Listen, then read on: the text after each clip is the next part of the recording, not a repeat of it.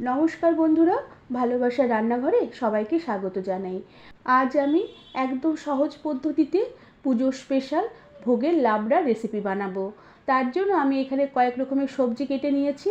এখানে আছে আলু, কুমড়ো, ঝিঙে, আর তার সাথে আছে বেগুন আর পুঁই ডাঁটা। আর সবজিগুলো আমি কেটে বেশ ভালো করে ধুয়ে জল ঝরিয়ে নিয়েছি। আর তার সাথে আমি একটি মশলা বানিয়ে নেব।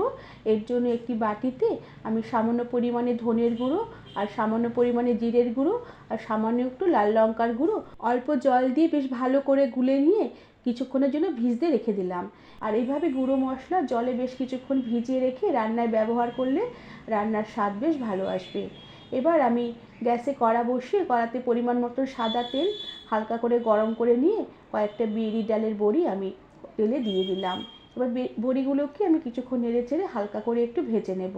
আর বড়িগুলো যখন লাল হতে শুরু করবে তখন আমি কড়া থেকে তেল ছেঁকে উঠিয়ে রেখে দিলাম। এবার কেটে রাখা বেগুনের টুকরোগুলোকে তেলে দিয়ে দিলাম। আর বেগুনের টুকরোগুলোকে কিছুক্ষণ নেড়ে চেড়ে আমি ভেজে নেব। তবে বেগুন ভাজার সময় আমি নুন আর হলুদ এখন দেবো না। নুন আর হলুদ গুঁড়ো ছাড়াই বেগুনগুলোকে কিছুক্ষণ নেড়ে চেড়ে কড়া থেকে তেল ছেঁকে উঠিয়ে রেখে দিলাম। এরপর ওই কড়ার তেলেই আমি তেজপাতা, শুকনো লঙ্কা ফোড়ন দিলাম, সাথে খানিকটা জিরে, কালো জিরে আর রাঁধুনি ফোড়ন দিলাম। ফোড়নের সুন্দর গন্ধ বেরোলে আমি কেটে রাখা আলু আর কুমড়ো টুকরোগুলোকে দিয়ে দিলাম। এবার আমি পরিমাণ মতন নুন দিয়ে দিলাম আর সাথে পরিমাণ মতন হলুদ গুঁড়ো দিয়ে দিলাম। এবার আলু আর কুমড়ো টুকরোগুলোকে বেশ কিছুক্ষণ নেড়ে চেড়ে ভালো করে একটু ভেজে নেব। কুমড়ো আলুর টুকরোগুলো কিছুক্ষণ নেড়ে চেড়ে ভেজে নেবার পরে দিয়ে দিলাম পুঁই ডাঁটা আর ঝিঙের টুকরোগুলোকে। এবার আলু কুমড়োর সাথে পুঁই ডাঁটা আর ঝিঙের টুকরোগুলোকেও বেশ ভালো করে কিছুক্ষণ নেড়ে চেড়ে একটু ভাজা ভাজা করে নেব। এভাবে সব সবজিগুলোকে কিছুক্ষণ একটু ভেজে নেবার পরে সবজিগুলো সামান্য একটু মজে এসেছে। এবার আমি দিয়ে দিলাম বেটে রাখা আদা আর কাঁচা লঙ্কা। এবার আদা আর কাঁচা লঙ্কা বাটা আমি সবজির সাথে বেশ ভালো করে নেড়েচেড়ে একটু কিছুক্ষণ কষিয়ে নেব। আর এভাবে প্রায় মিনিট খানিকের মতন আমি আদা আর কাঁচা লঙ্কা বাটা দিয়ে সবজির সাথে বেশ ভালো করে নেড়েচেড়ে একটু কষিয়ে নিয়েছি। এরপর যে মশলাগুলোকে আমি জলে ভিজিয়ে রেখেছিলাম সেই মশলাগুলোকে আমি জল সমেত দিয়ে দিলাম।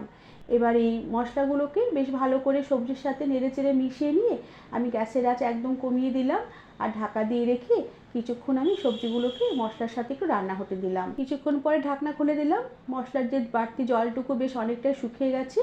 এবার আমি দিয়ে দিলাম কিছুটা টমেটো কুচি আর ভেজে রাখা বেগুনের টুকরোগুলোকে, আর তার সাথে দিয়ে দিলাম ভেজে রাখা বড়িগুলোকে। এবার এই সব কিছু বেশ ভালো করে সবজির সাথে নেড়েচেড়ে একটু মিশিয়ে নিয়ে আমি সবজিগুলোকে বেশ ভালো করে কিছুক্ষণ নেড়েচেড়ে একটুখানি কষিয়ে নেব।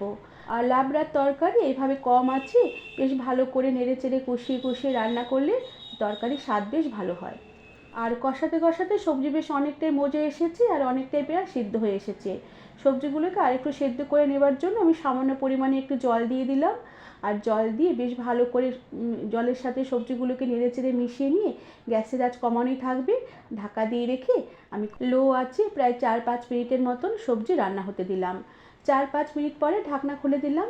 সবজির জল বেশ অনেকটাই শুকিয়ে এসেছে আর সবজিও বেশ অনেকটাই মজে এসেছে। এরপর আমি কয়েকটা চেরা কাঁচা লঙ্কা, সামান্য পরিমাণে একটু চিনি দিয়ে দিলাম।